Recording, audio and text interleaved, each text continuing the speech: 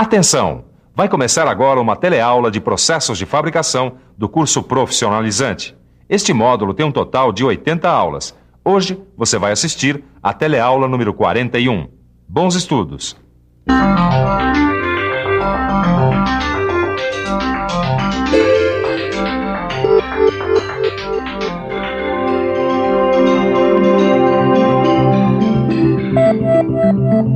Como vocês podem ver, as peças apresentam formas variadas e isso poderia dificultar o processo de usinagem. Só que com a máquina fresadora, suas ferramentas e dispositivos especiais, é possível usinar praticamente qualquer peça e superfície de todos os tipos e formatos. Isso é o que você vai ver na teleaula de hoje. Na teleaula de hoje você vai ver o que é fresagem, vai conhecer as máquinas fresadoras e aprender a escolher a melhor fresa para cada operação. A partir desta teleaula, você vai conhecer as diversas operações de fresagem que podem ser executadas com a máquina fresadora. Então fique atento, porque a teleaula de hoje está começando.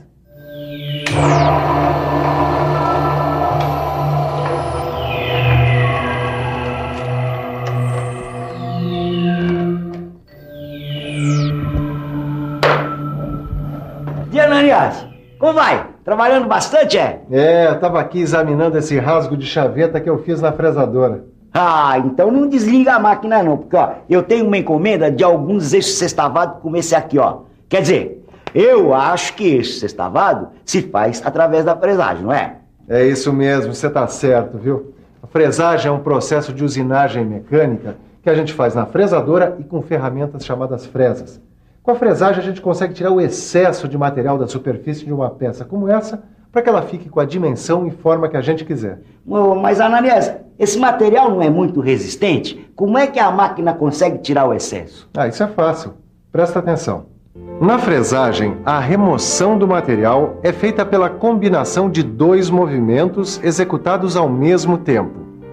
A rotação da ferramenta, que é a fresa, e o movimento da mesa da máquina, onde é fixada a peça a ser usinada. É este movimento de avanço da mesa que leva a peça até a fresa, onde é realizada a usinagem. O movimento de avanço da mesa pode levar a peça contra o movimento de giro do dente da fresa, fazendo o que a gente chama de movimento discordante, ou no mesmo sentido do movimento do dente da fresa, fazendo o que a gente chama de movimento concordante. Mas como é que essa mesa se movimenta? Bom, a maioria das fresadoras trabalha com o avanço da mesa baseada numa porca e num parafuso. Só que com o tempo e com o desgaste aparece uma folga entre eles. No movimento concordante, a folga é empurrada pelo dente da fresa no mesmo sentido de deslocamento da mesa. Isso faz com que a mesa execute movimentos irregulares que comprometem o acabamento e podem até quebrar o dente da fresa. Já no movimento discordante, a folga não influi no deslocamento da mesa, e com um movimento mais uniforme de avanço da mesa, o acabamento fica melhor. Nas frisadoras que tem o sistema de avanço com porca e parafuso, o melhor é usar o sistema discordante. Quer dizer, a peça deve avançar contra o dente da ferramenta.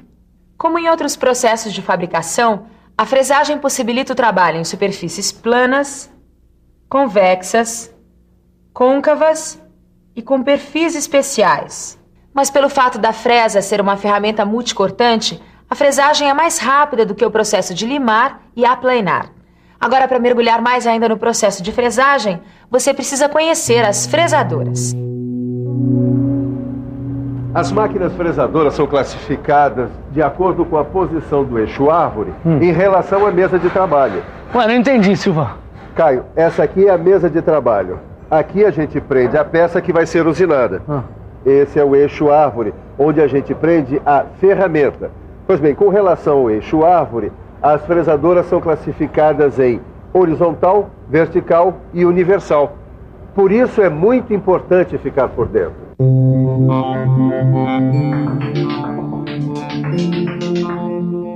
A fresadora é horizontal quando o seu eixo árvore é paralelo à mesa da máquina. Se o eixo árvore for perpendicular à mesa da máquina, estaremos diante de uma fresadora vertical. Já a fresadora universal tem dois eixos árvores, um horizontal e outro vertical. O vertical fica no cabeçote, na parte superior da máquina. O eixo horizontal fica no corpo da máquina. Na fresadora universal, pode ser usado o eixo vertical ou o horizontal, dependendo da peça que vai ser usinada. Existem mais alguns tipos de fresadoras que tomaram como modelo as fresadoras horizontais e verticais, só que funcionam de um outro jeito. Então a gente veio até esse chaveiro para você entender direitinho como funcionam esses outros tipos de fresadoras. Olha só. Ô companheiro, por favor, como é que você faria uma chave igualzinha a essa daqui? É fácil, eu vou te mostrar. Então, aquela maquininha de copiar chaves ali, ela funciona do mesmo modo que uma fresadora copiadora. A fresadora copiadora trabalha com uma mesa e dois cabeçotes, o apalpador e o de usinagem. A fresadora copiadora tem a finalidade de usinar copiando um determinado modelo. Já essa outra, a fresadora pantográfica, também tem a finalidade de copiar, mas é coordenada manualmente por um operador. A habilidade do operador e as dimensões das ferramentas permitem que sejam trabalhados pequenos detalhes, como canais e pequenos raios. Os modelos das fresadoras pantográficas podem ser feitos em material metálico, como o aço e o alumínio, ou também em resina.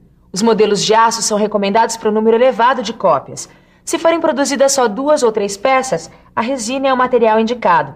Além da fresadora copiadora e da pantográfica, existem também a fresadora CNC e as geradoras de engrenagem. Mas esse é assunto para as próximas teleaulas, né? Por enquanto vamos falar mais um pouco sobre fresagem, conhecendo as fresas. A fresa é dotada de facas ou dentes multicortantes.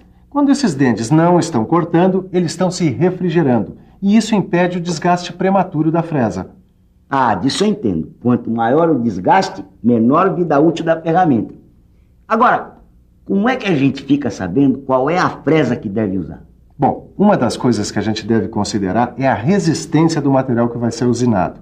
E para escolher a ferramenta adequada, você deve saber que os dentes da fresa formam ângulos. E esses ângulos formam a cunha de corte. São ângulos da cunha de corte o ângulo de saída gama, o ângulo de cunha beta e o ângulo de folga alfa. A gente classifica a fresa em tipos W, N e H.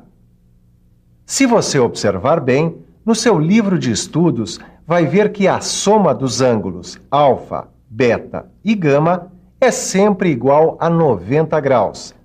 E vai perceber que a abertura dos ângulos sofre variações, mas o valor do ângulo de cunha é sempre crescente. Muito bem, Caio. Acho que agora já dá então para você saber que fresa a gente deve usar a cada situação. Bom, depende do material que vai ser usinado. Vamos pensar um pouco?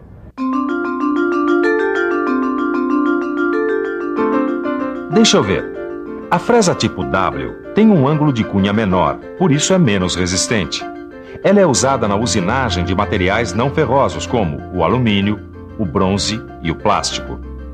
Por causa do ângulo maior, a fresa tipo N é mais resistente e é usada para usinar materiais de média dureza, como o aço com até 700 newtons por milímetro quadrado de resistência à tração.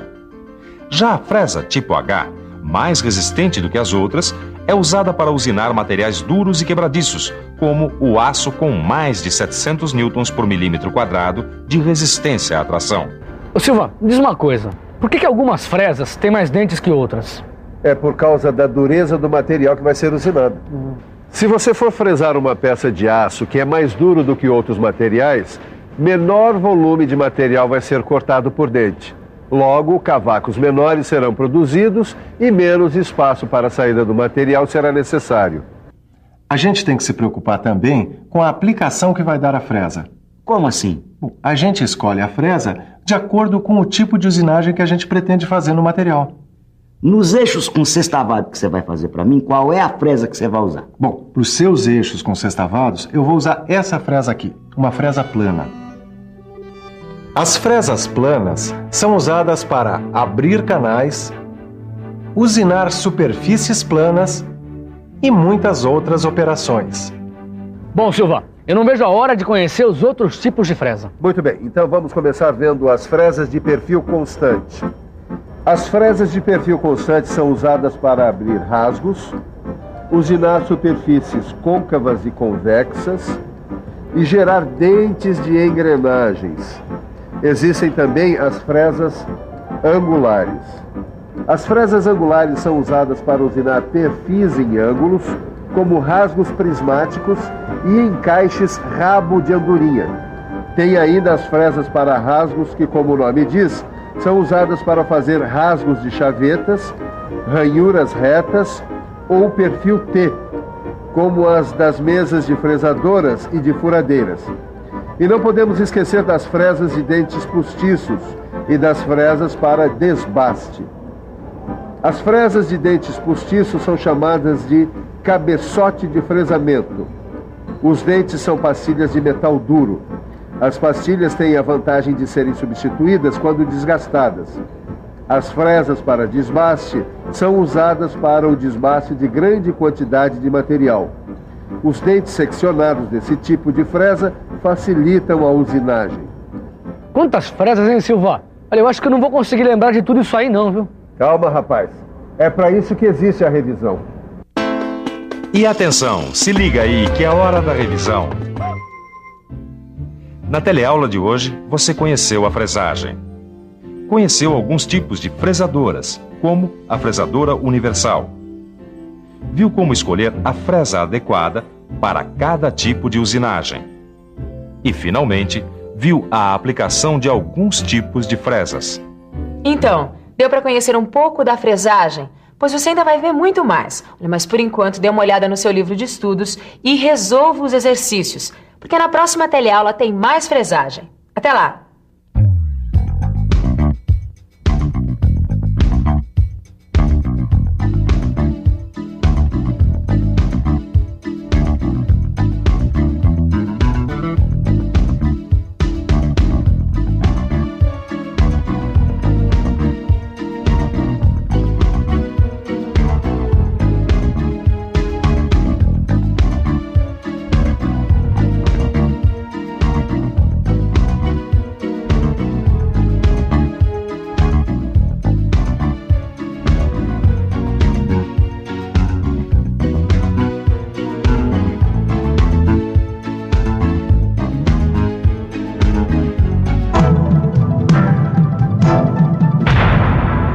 Telecurso 2000, um programa de educação do Sistema Fiesp e da Fundação Roberto Marinho.